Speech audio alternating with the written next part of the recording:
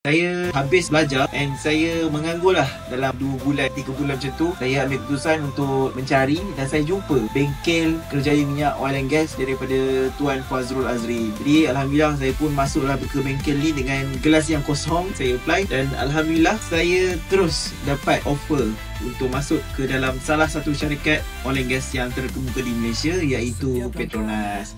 Saya Daniel Syakirin bin Zainal, merupakan seorang graduan daripada University Sains Malaysia di bawah jurusan kejuruteraan kimia. Jadi dekat sini saya nak share dekat semua orang pengalaman saya mengikuti bengkel kerjaya minyak dan gas daripada teknologis Tuan Fazrul Azri. Jadi sebenarnya nak dijadikan cerita, saya habis belajar and saya menganggur lah dalam 2 bulan lebih, 3 bulan macam tu, sebab saya masih lagi mencari kerja dalam bidang oil and gas ni. Jadi saya dah ambil macam-macam course, petroleum engineering dan sebagainya, tapi belum rezeki lagi. Saya dah mencari sepanjang sejak saya habis exam, sementara saya menunggu graduasi, dan sampailah selepas graduasi saya tak dapat mana-mana interview ataupun job daripada industri ni. Jadi saya ambil keputusan untuk mencari dan saya jumpa bengkel kerjaya minyak oil and gas daripada Tuan Fazrul Azri. Jadi Alhamdulillah saya pun masuklah ke bengkel ni dengan gelas yang kosong dan saya menerima banyak ilmu yang baru berkenaan dengan industri ni. Dan dia share lah, Tuan Fazrul ni dia share macam mana dia punya pengalaman dia, macam mana dia boleh masuk,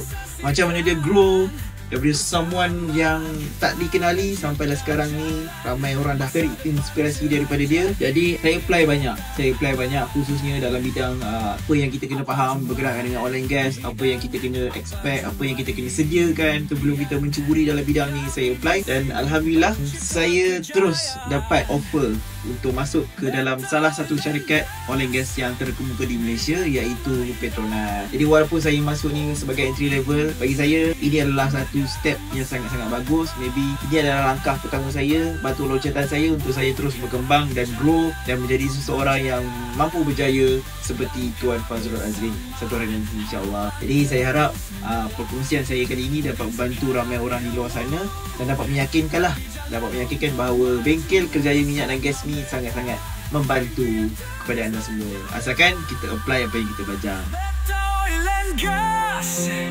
Bina kemahiran untuk ini.